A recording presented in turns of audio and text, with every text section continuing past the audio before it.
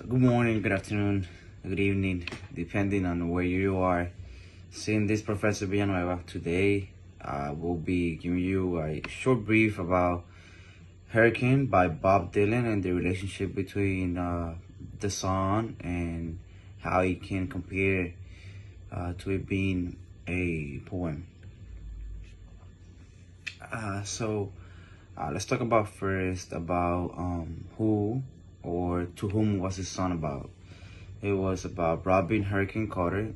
He was a professional boxer who was wrongly accused of murdering 3 people and was incarcerated for 19 years. There was an unfair trial, and conspiracies emerged with the lack of evidence that was presented during trial. It gained much publicity and was the focus on civil rights advocates such as Bob Dylan. After being released from prison, he received an honorary war champion title in 1993, and then he died on April 29, 2014. Now, Bob Dylan, talking about Bob Dylan real quick, he is both a musician and an artist. He was born on May 24, 1941, in Minnesota. Dylan is an advocate of civil rights movements as he portrays them in his songs. The song Hurricane became the number 33 on the Billboard charts, and Dylan didn't know where to begin with writing this song because he has so many feelings towards Carter. So he decided to write it in a storytelling mode. I think it is also important to mention that Bob Dylan, he was the first to win the Nobel Prize in Literature in 2016. Prize motivation, it was for having created, this was the Nobel says, the Academy says that it was for having created a new poetic expressions within the great American song tradition. So moving on, now talking a little bit about the song per se, and we're gonna be going through some topics. The first one being tone and audience. Dylan's tone stays very relaxed the entire song until his voice rises when he sings the champion of the world. His audience was the public to raise awareness of Carter's case and also to preach civil rights.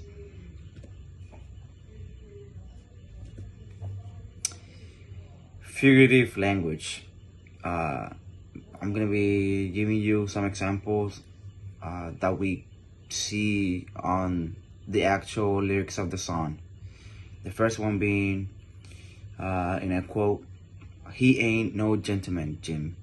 In this lyric, Dylan is explaining how the policemen are racist because Jim, who is the father of modern boxing, was white and Carter was black.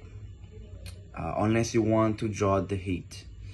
Bob Dylan here is referring to the police because in those times, if you were black, you would attract a lot of police attention. And unfortunately, we see that still every day.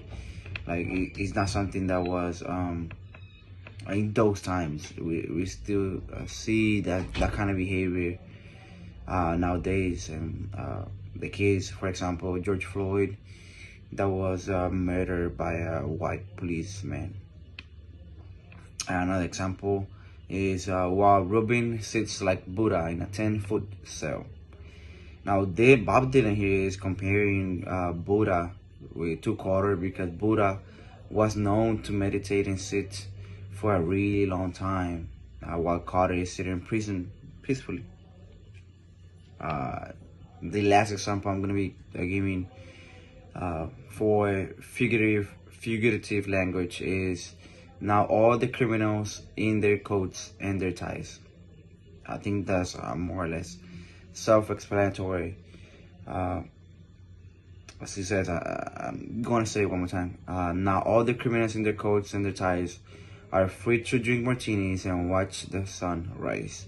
Now here Dylan is referring to the prosecutors, lawyers, and judges who placed an innocent man in jail, in prison, due to lack of evidence. Now, by doing this, they are also creating an injustice and therefore more criminals. And again, we are still seeing this kind of social injustice. Unfortunately, this is not something that has been dealt with, or it hasn't been dealt with the way we want it to, right? We'll still see racism, and it's still a hot topic today. Imagery. Bob Dylan expresses in his songs by saying this, and I quote, "Pistol shots ring out in the ballroom night." Dylan is describing an audio type of imagery because of how the gunshots were so loud that they echoed through the ballroom. For rhyme scheme, we will be seeing that Dylan in this verse that I'm going to be discussing, his rhyme only contains one non-rhyming word, okay?